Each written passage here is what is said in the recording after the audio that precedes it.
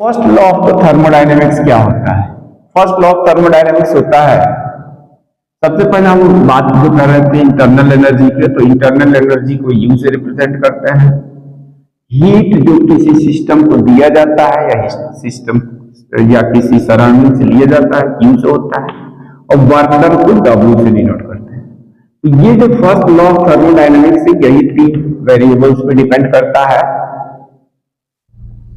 ये first law of thermodynamics ये कहता है कि the heat given to the system is equal to the sum of the work done, change in the energy, plus change in energy delta U, and the delta W is the work done. Delta Q equal to, delta means a small amount of energy can change the internal energy of the system, and the rest of the energy is consumed to do the work.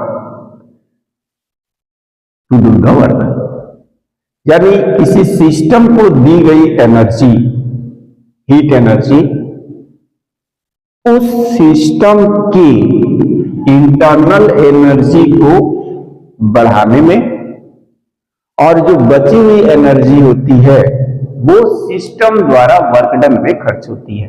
ठीक है, the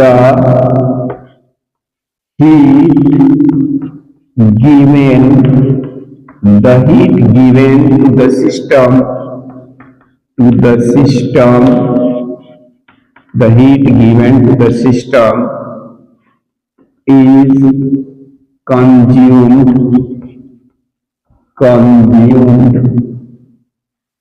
in किस चीज में consumed होता है? To increase the internal energy of the system, internal energy of the system and rest of the energy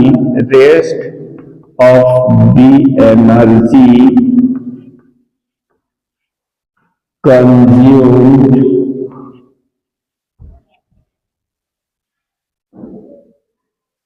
to the work done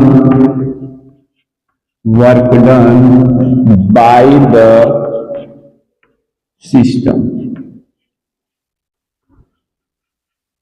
ठीक है, कहने का मतलब कि किसी सिस्टम को दी गई एनर्जी सिस्टम द्वारा उसकी इंटरनल एनर्जी को इंक्रीज करने में, और जो बची हुई ऊर्जा होती है, rest of the energy consumed to the work done by the system, उसमें खर्च होती है।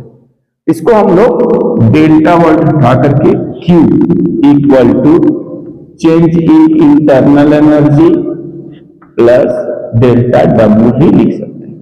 डेल्टा का मतलब यहां पर यह है कि जो भी एनर्जी दी गई उसका कुछ पार्ट इंटरनल एनर्जी को चेंज करने में खर्च हुआ और यहाँ वर्क डन में खर्च हुआ।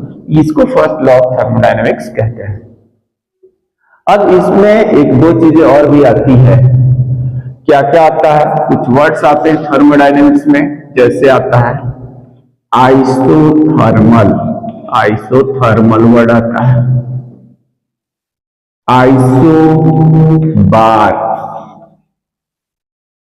आइसोबार। इसके अलावा आता है एडियाबेटिक। ठीक है, ये कुछ टर्म्स आते हैं। आइसोथर्मल का मतलब ये होता है, आइसो मतलब होता है सेम, आइसो मीन्स सेम और इक्वल, सेम, और थर्मल मीन्स होता है हीट।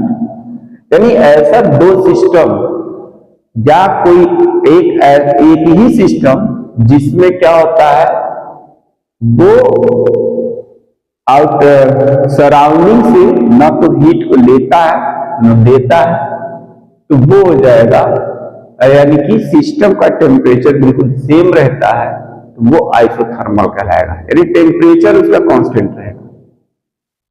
आइसोबार मतलब the system of the gas या गैसीय system in which pressure is kept constant.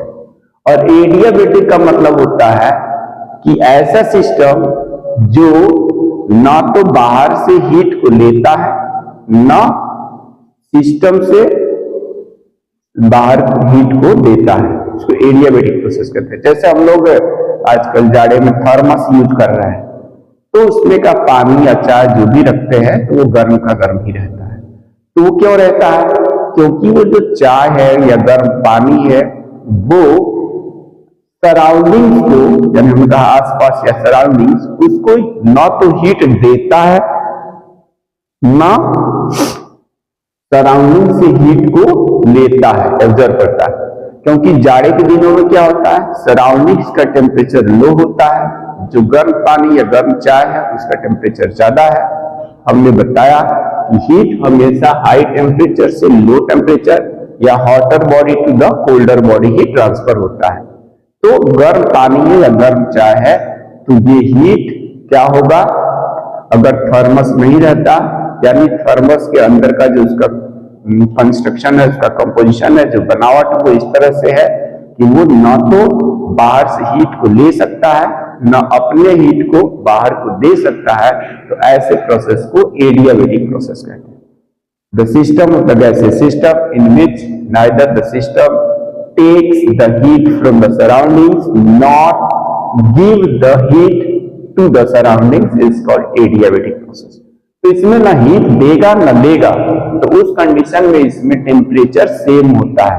कहने का मतलब जो हमारा गैसीय सिस्टम है उसका टेम्परेचर कांस्टेंट रहता है, और जब टेम्परेचर सेम रहता है तो उस कंडीशन में for adiabatic process, adiabatic process, adiabatic process में क्या क्या है कि न वो हीट लेता है न देता है, और हीट जो होता है टेम्परेचर का फंक्शन होता है, यानी टेम्परेचर जब इसमें हो जाएगा जीरो, और जब टेम्परेचर जीरो हो जाएगा तो हमने कहा चेंज इन इंटरनल एनर्जी जो होता है टेम्परेचर का ही फंक्शन होता है।